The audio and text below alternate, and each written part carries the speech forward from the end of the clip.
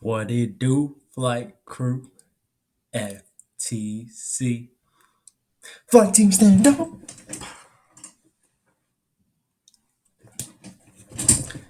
It's May and June is on the way.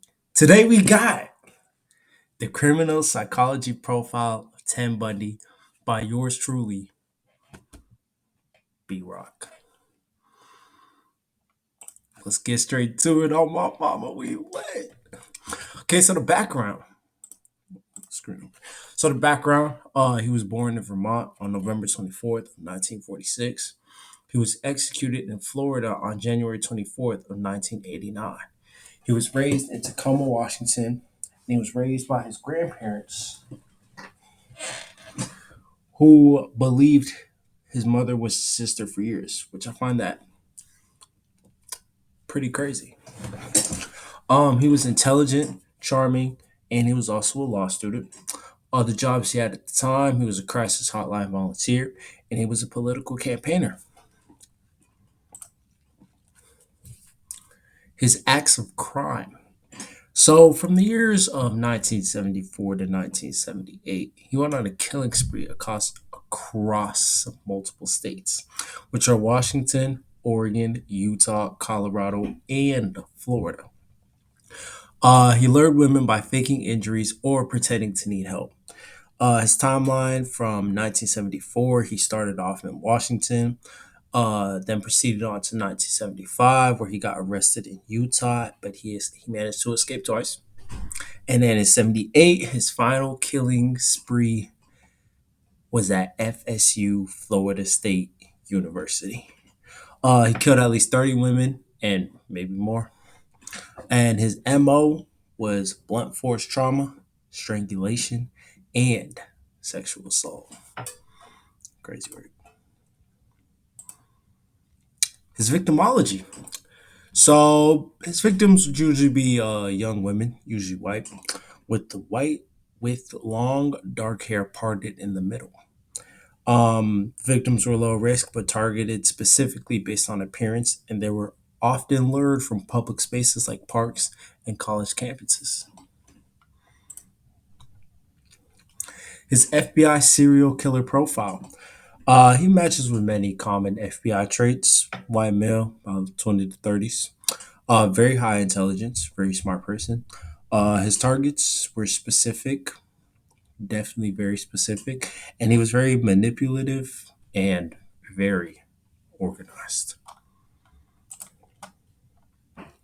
His diagnosis and traits.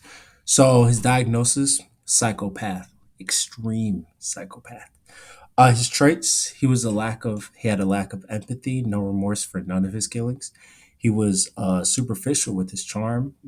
He was very good at manipulating others very easily. And he had a grandiose sense of self. And he thought he could outsmart the law enforcement. He was very deceitful, faked his injuries, escaped prison, and he was impulsive. Radic final spree in Florida. Insane.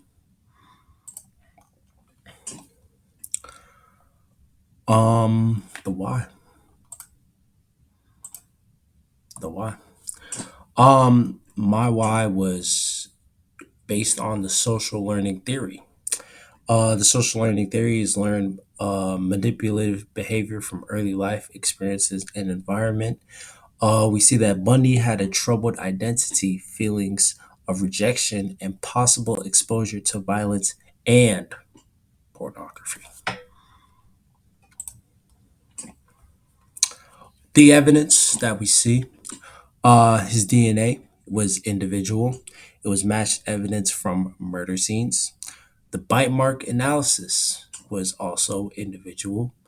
It was crucial in the Shy Omega conviction. His eyewitness testimonies, that one we see was a class. We saw Bundy near the crime scenes, and it all explained how each type helped convict him.